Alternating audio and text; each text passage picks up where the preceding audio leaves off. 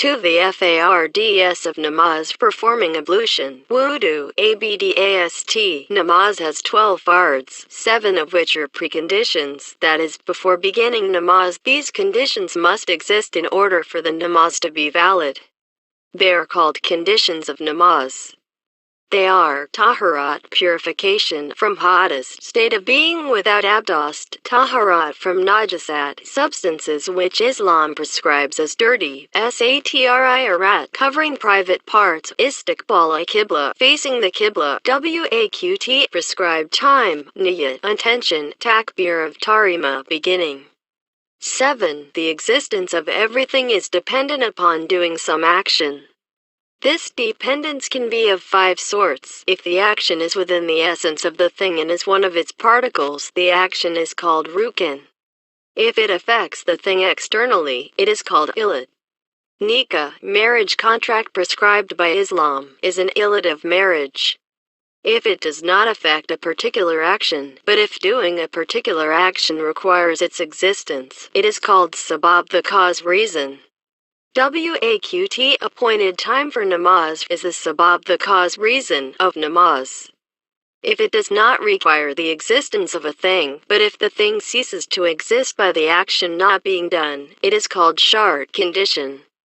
However, if it does not cease to exist in this case, it is called alamat, sign, property. Adhan, calling to prayer, is the alamat of namaz. 5 of the fards of the namaz are inside the namaz. Each of these 5 fards is also called rukn. Some Islamic scholars have said that takbir of tahrima, 8, is inside the namaz. According to them, both the conditions of namaz and its rukns are 6 in number. In the chapters ahead, we shall explain all these in accordance with the Hanafi madhab. There are 2 kinds of taharat from hadas: 1, performance of an ablution by a person who does not have an ablution. 2, performance of a ghusl by a person who does not have a ghusl. Wudû means ablution, twadi means to perform an ablution, ghasl means to wash something, itizal means to perform a ghusl ablution, and ghusl means the ablution of ghusl in Arabic. He who does not have an ablution is called mudas. He who does not have a ghusl ablution is called junub. It is written in the book Sagir, there are fards, sunnats, adabs, and forbidden things in an abdast, ablution. If a person performs namaz without an ablution, though he does not have a good excuse for doing so and though he knows that he does not have an ablution, he becomes a disbeliever. He who loses his ablution while performing namaz performs the salam, assalamu alaikum wa rahmatullah, to one side right away and stops his namaz. Remaking an ablution before the prescribed time period is over, he begins the namaz again. There are 4 fards of ablution in the Hanafi madhab: to wash the face once, to wash the 2 arms together with the elbows once, to apply masa on 1/4 of the head, that is, to rub the wet hand softly on it, to wash the feet together with the ankle bones on both sides once. According to the Shafi'i and Maliki madhabs, niyat, intention, and tartib, order, are fard. In Shafi'i, one should intend while washing the face. The ablution will not become sahih if one intends before the water touches the face. It is fard to wash the beard on the face and chin. Washing the hanging part of the beard is fard in 3 madhabs. The Shiites do not wash their feet, but only apply masa on them. There are 18 sunnats in an ablution: 1, to recite the basmala before entering the restroom and when beginning to make an ablution. He who cannot find a lonely place can relieve himself near others if he is taken short and provided he will cover himself. 2, to wash the hands including the wrists 3 times. 3, to rinse the mouth 3 times by using new water each time. This is called madmada. 4, to wash both nostrils 3 times, taking fresh water each time. This is called istinshaq. 5, it is sunnat, not fard, to wet the invisible parts of the skin under the eyebrows, the beard and the mustache. It is fard to wash their exterior surfaces. If the hairs are scarce and the skin can be seen, it will be fard to wet and wash the skin. 6. To wet the section under the two eyebrows when washing the face. 7. To apply masa on the hanging part of the beard. In the Hanafi madhab it is not fard to wash it. In Shafi'i, it is fard to wash the skin below the chin. 8. To comb takalil, the hanging part of the beard with the wetted fingers of the right hand. The face is from the upper edge of the forehead to the end of the chin and from one to the other front borders of the ears. 9. To rub and clean the teeth with something. 10. To apply masa on the whole head once. 11. To apply masa to wipe both ears once. It is fard to wash the parts between the ear and the cheek. 12. To apply masa on the neck once with 3 adjacent fingers of both hands. In order to perform the last 3 procedures together, the 2 hands are moistened.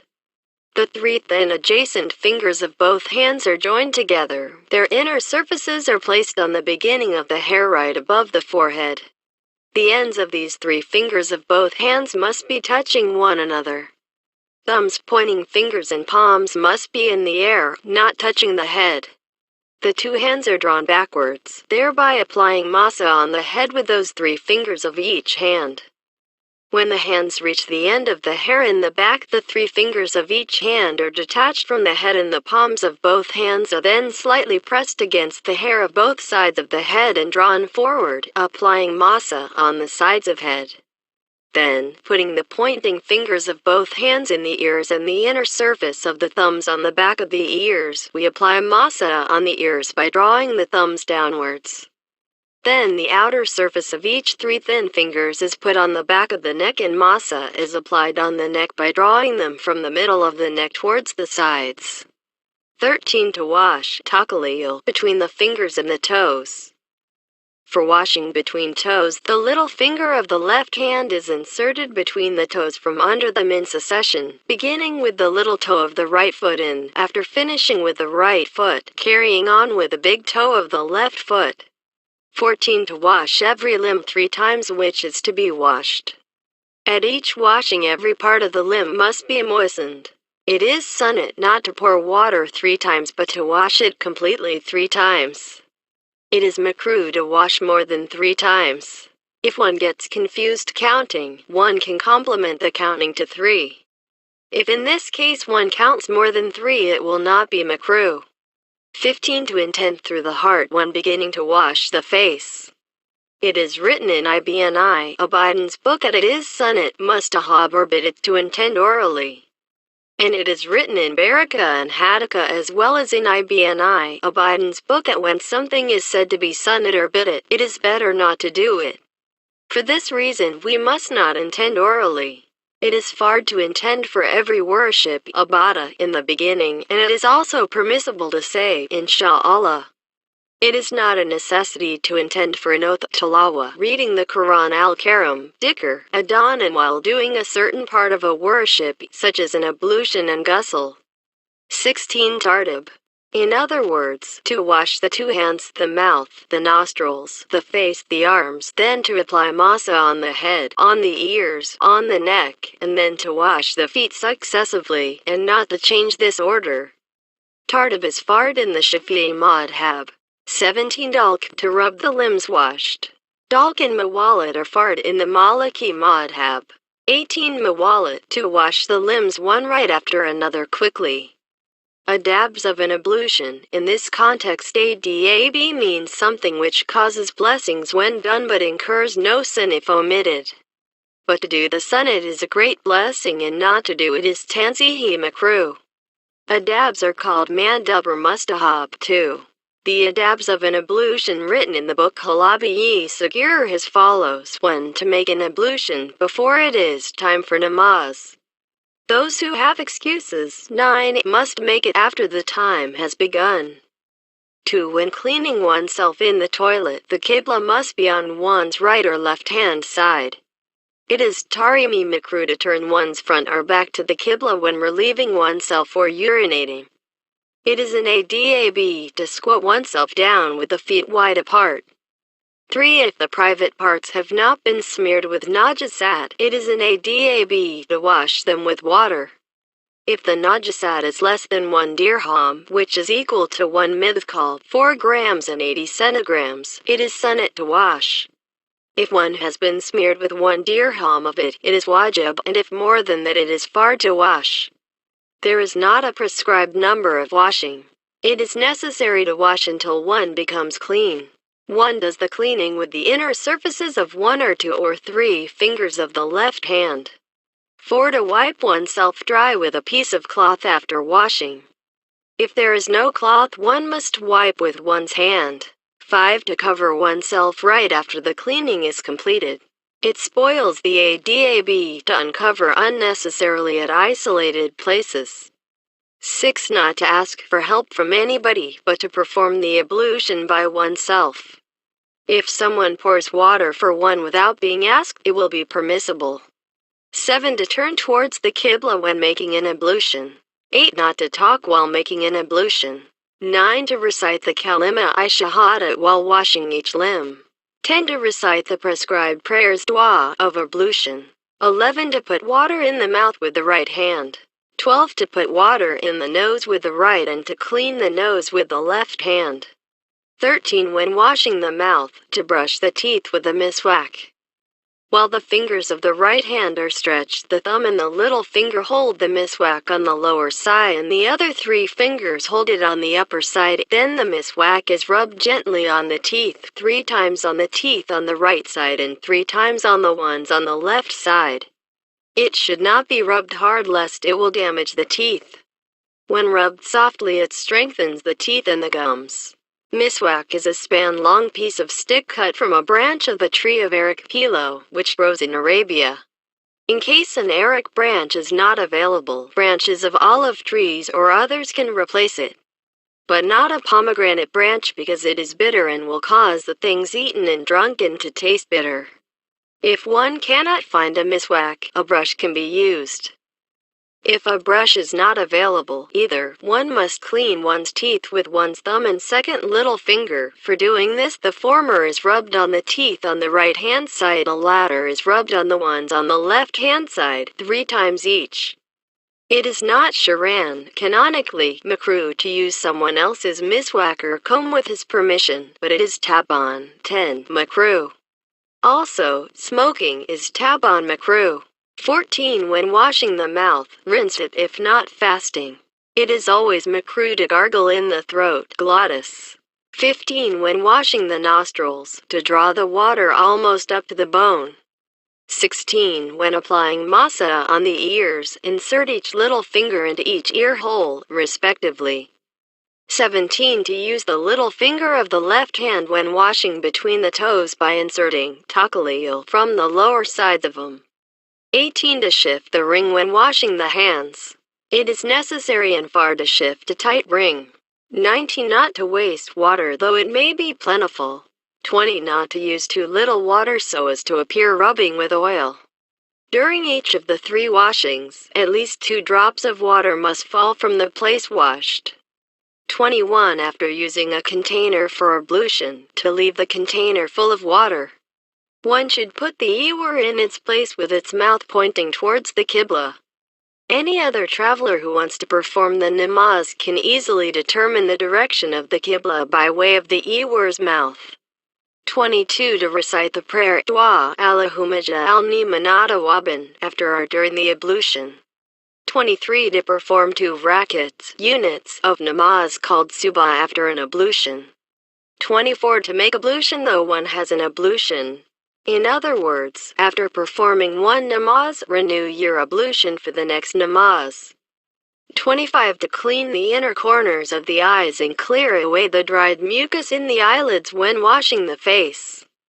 26 when washing the face, the arms and the feet, wash a little more than the compulsory amount. When washing the arms, we must fill our palm with water and then pour it towards the elbow. 27 when performing an ablution, do not let the water used splash back on the body, the clothes, etc. 28 Ibn Abidin, while listing the things that nullify an ablution, writes that if something that is not makruh in one's madhab is fard in another madhab, it is mustahab to do that thing. Imam Rabbani wrote in his 286th letter that since rubbing the limbs dalk is a fard of ablution in Maliki, one should certainly rub them. While explaining the Rai Talaq, irrevocable divorce, Ibn Abidin wrote that it is better for a Hanafi person to imitate Maliki Madhab because Imam Malik was like a student of Imam Azam. 11. There are 12 prohibitions in performing an ablution. Doing them is either haram or makruh. They are as follows. 1. When relieving oneself or urinating in the toilet or outdoors, one should not turn one's front or back towards the Qibla. It is makruh also to stretch one's feet towards the Qibla or the Quran. If the Quran is above one, it will not be makruh. One can enter the toilet with the Quran or an amulet that is wrapped up with a separate cover. 2. It is haram to open one's private parts near someone in order to make taharat. 3. One should not make taharat with one's right hand. 4. When there is no water, it is makruh to make taharat, to clean oneself with food products, manure, bones, animals' food, coal, someone else's property, a piece of flower pot or tile, reeds, leaves, a piece of cloth or paper. 5. One must not spit or throw mucus into the pool where one makes an ablution. 6. One should not wash one's limbs of ablution much more or less than the prescribed limit, nor wash them more or less than 3 times. 7. One must not wipe one's limbs of ablution with the same cloth used for taharat. 8. While washing the face, one must not splash the water on one's face but pour it from the upper forehead downwards. 9. One must not blow on or over the surface of the water. 10. One must not close one's mouth and eyes tightly. If even a tiny part of the outward part of the lips or the eyelids is left dry, the ablution will not be acceptable. 11. One must not expel mucus from one's nose with one's right hand. 12. One must not make masa on one's head, ears or neck more than once after moistening the hands each time. But it can be repeated without moistening the hands again. Warning: unless there is a strong necessity, the following 11 rules must be obeyed. 1. A person with both hands paralyzed or no hands at all cannot make taharat. Instead, he makes tayammum by rubbing his arms on some soil and his face against a wall. If there is a wound on his face, he performs the namaz without an ablution in order not to miss namaz. 2. If a person is sick, his wife, Jariya, children, sisters, or brothers may help him perform his ablution. 3. Making taharat with stones and the like is the same as making it with water. 4. If a person who went mad or fainted did not recover within 24 hours, he would not have to perform qada, his missed prayers of namaz, when he recovered. He who loses consciousness by taking alcohol, opium or medicine must perform each omitted prayer. A person who is so heavily ill that he cannot even perform the namaz by moving his head while lying down, even if he is conscious, is exempted from performing namaz. However, this state must go on for more than 24 hours. 5. It is mustahab, a source of blessings, to use special baggy trousers and to cover the head when entering the toilet. 6. When entering the toilet, one must not hold something in one's hand containing Allah's name or pieces of writing from the Quran. It must be wrapped up with something, or it must be in one's pocket. The case is the same with an amulet. 7. One must enter the toilet with one's left foot and go out with one's right foot. 8. In the toilet, one must open one's private parts after squatting, and one must not talk. 9. One must not look at one's private parts or at the waste material or spit in the toilet. 10. In the toilet, one must not eat or drink anything, sing, whistle, smoke, or chew gum. 11. One must not urinate into any water, on a wall of a mosque, in a cemetery, or onto any road. Things that nullify an ablution. It is written in the book Halabi, in Hanafi Madhab, 7 things nullify an ablution. Firstly, everything excreted from the front and rear organs, for example breaking wind, breaks an ablution. Only the wind coming out of a man's or woman's front does not break an ablution. This happens with very few people. The worms coming out of the mouth, ears, or a wound on the skin do not break in ablution. When the point of an enema or a man's finger is inserted into one's back and taken out, if it is moist, it breaks in ablution. If it is dry, it would still be better to renew the ablution. The case is so with everything that is partly inserted into the anus.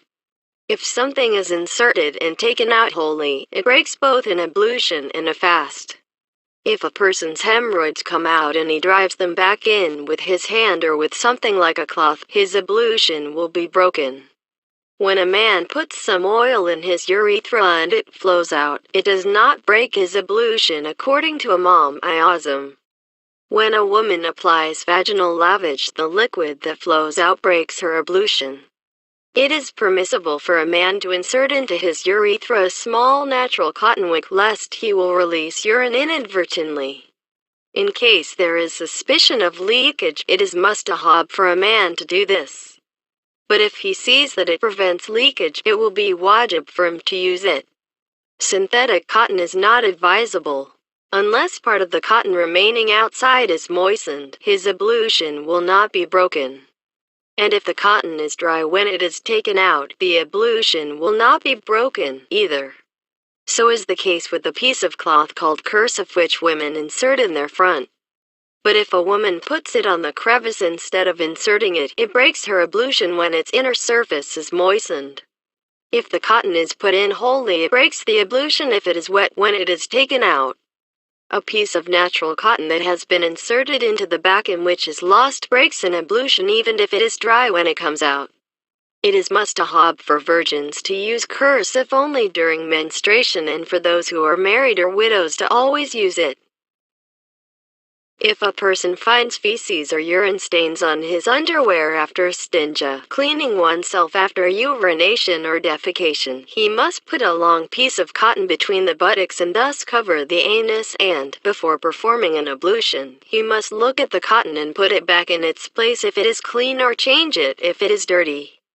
He who suffers from enuresis, involuntary urination, should be extra careful lest his underwear will become dirty. For this, you need a square piece of cloth 15 centimeters in length. Tying a piece of string about 50 centimeters in length to one of the corners of the cloth, you tie the other end of the string to a safety pin attached to the pants. Next, the cloth is wrapped around the end of the penis and secured with the string wound on it and fastened with a knot. If the leakage of urine is too great, it must be reinforced with a piece of cotton, which should be thrown away whenever it is found wet with urine. If the cloth is wet, too, it must be removed, washed and dried so as to be used again. Thus, a piece of cloth can be used for months. People who practice this hygienic cleanliness will never suffer prostatic ailments. The second group of things breaking in ablution consists of those unclean things coming out of the mouth. Of these, vomit and thick blood, food and water coming out of the stomach break in ablution when they amount to a mouthful. They all are najasat igaliza, strong pollutant. Matter vomited by a suckling child is qaba najasat. Vomiting phlegm will not break in ablution. Vomiting thin blood coming down from the head does not break in ablution if it is less than the spittle. Inside the mouth, in terms of an ablution, is deemed an inner limb, but it is considered an external limb when one is in a state of fasting. That is the reason why the blood issuing from a tooth or a wound inside the mouth while remaining in the mouth does not break in ablution. But after coming out of the mouth, if the blood is more than the spittle, it breaks in ablution. Thick blood coming down from the head does not break in ablution even if it is more than the spittle. If the blood issuing from the stomach or from the lungs is thin, it breaks in ablution even if it is less than the spittle, according to Shaykhain, Imam Azam Abu Hanifa and Imam Abu Yusuf, Rahmatullahu alayhim. If any oil dropped into the air goes out through the ear or the nose, it does not break in ablution. But if it goes out through the mouth, it breaks in ablution. If something sniffed into the nose comes back, even if after several days, it does not break in ablution. Thirdly, blood, pus, or yellow liquid issuing through the skin and colorless liquid issuing painfully break in ablution in Hanafi. The fact that these do not break one's ablution in Shafi'i and Maliki is written in the Persian book Manahij ul-Ibad. If the blood or the yellow liquid issuing from a person with smallpox or from an abscess, ear, nose wound, or colorless liquid that issues with pain or because of an ailment, speeds over the places that must be washed in a ghusl ablution, it breaks one's ablution. For instance, if blood coming down the nose goes beyond the bones, it breaks an ablution. And if blood coming through the ears comes out of the ears, it breaks an ablution. If one sponges the blood or the yellowish liquid on one's wound or boil, abscess with cotton, it breaks one's ablution. Colorless liquid issuing and flowing from them without pain or ailment does not break an ablution, according to Tatawi 12. If one sees blood on the thing one bites into, one's ablution will not be broken. If one sees blood on the miswak or on the toothpick, this will not break one's ablution if the inside of the mouth has not been smeared with blood. But, on the other hand, it will break one's ablution if one puts one's finger on the suspected part in one's mouth and then sees blood on one's finger. If a person who suffers from sore eyes sheds tears all the time, he is one who has an excuse. The meaning of the phrase having an excuse will be explained later on. But, except when one has a sore, weeping for some other reason, such as because of onions, smoke and other kinds of gases, does not break an ablution. In the Shafi'i madhab, an ablution is not broken in either case.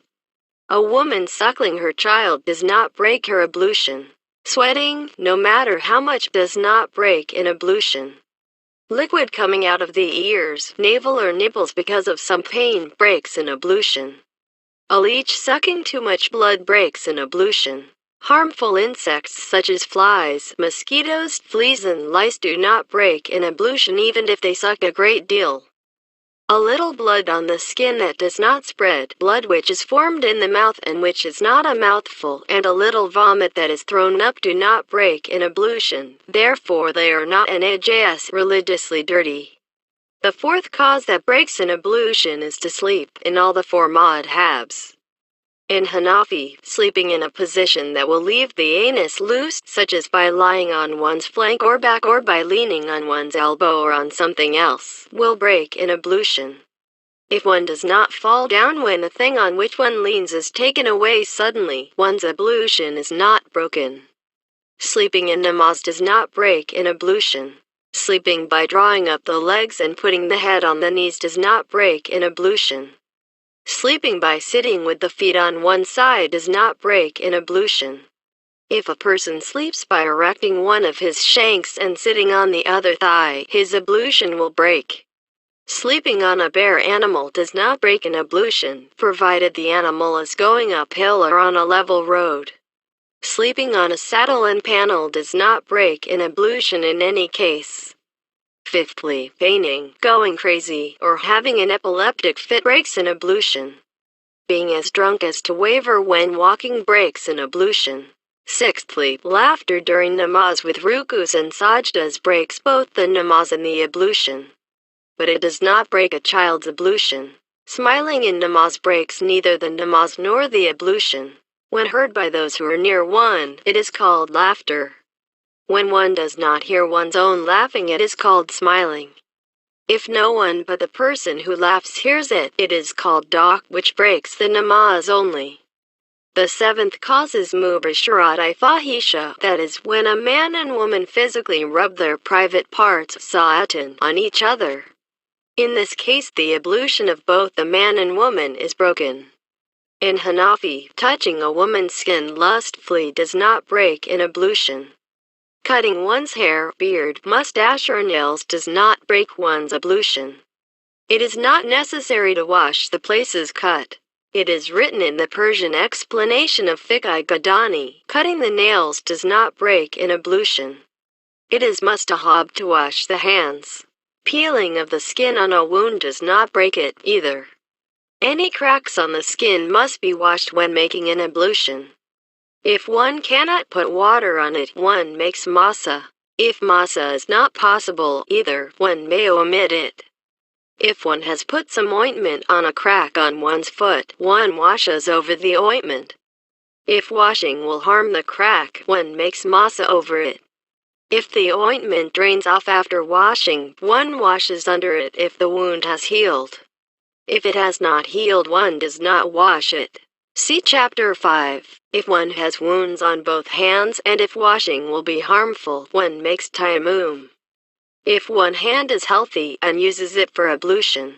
If one's hand has been cut off from the elbow or if one's foot is cut off by the heel, one washes the place of the cut. Halabi Kabir writes, if a person knows that he has performed ablution and doubts if it has been broken later, it is judged that he has an ablution. If he knows that his ablution has been broken and doubts whether he has performed ablution again, he has to perform an ablution. If he doubts whether he has washed a limb while performing an ablution, he washes the limb. If he has the doubt after finishing the ablution, it is not necessary to wash the doubtful limb. If a person who notices some wetness on himself after performing ablution doubts whether it is urine or water, he performs ablution again if this happens to him for the first time. If it often happens to him, it will be understood that it is a doubt caused by Satan, therefore, he will not renew the ablution. In order to eliminate such doubts, he must sprinkle water into his pants or underwear, kimya sa'adat, or use a cellulosic cotton wick. If a person doubts whether his pots, pans, dresses, body, water, well, pond, or any butter, bread, clothes, food and others prepared by the ignorant or by disbelievers are dirty, they are to be judged clean. It is haram to hold the Quran al-Karim without having an ablution. It is permissible to recite it without an ablution. It is sunnah to go to bed with an ablution. It is written in the explanation of Sharat al-Islam, it is permissible and blessed to recite the Quran al-Karim without an ablution while lying in bed. But one must hold one's head out of the blanket and put one's legs together. When wadi or mazi is omitted, one's ablution is broken according to all of the four madhabs. Even the ghusl is necessary in the Hanbali madhab, Anaya. It is haram to enter a mosque when you are junub or during menstruation, and it is makruh without an ablution, gur. If frontal or anal emissions which normally break in ablution take place because of an illness and there is haraj difficulty in making an ablution for such reasons as extremely cold weather, illness or old age, one's ablution will not be broken according to the Maliki madhab. It is stated in Kitab or Rama, continuous involuntary urination is termed silisulbal. 1 cup of chickpeas and 2 cups of vinegar are put in a container. 3 days later, 3 chickpeas and 1 teaspoonful of vinegar are taken 3 times daily. Or, 1 spoonful of seeds of rue and ginger and cinnamon and black pepper are pulverized and mixed. 1 teaspoonful of the mixture is taken with water once early in the morning without having eaten anything and once before going to bed at night. The medical book entitled Hanafi, An-Nas and written in Turkish in the Hijral year 986 AD 1578 by Dervish Nide contains various medical formulas devised and recommended for the treatment of incontinence of urine. One of them is this: 2 dirhams of frankincense is mixed with 2 hums of black cumin and 4 dirhams of honey, and the mixture is consumed piecemeal, 1 piece as big as a walnut in the morning and another in the evening. Frankincense is an aromatic gum resin from trees called boswellia. It is like chewing gum. 3 mAh